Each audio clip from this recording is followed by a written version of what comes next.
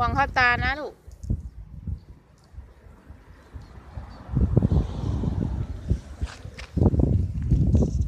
วันนี้พาน้องเก่งมาเที่ยวแถว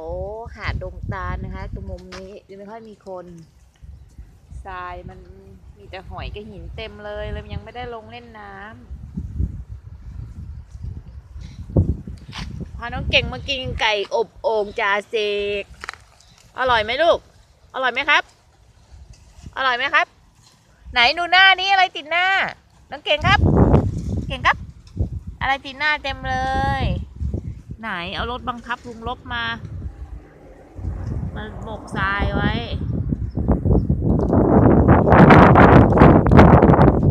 หลังจากกลับไปที่ทำงานพ่อมาก็มาแวะทะเล พ่อไปไหนนะ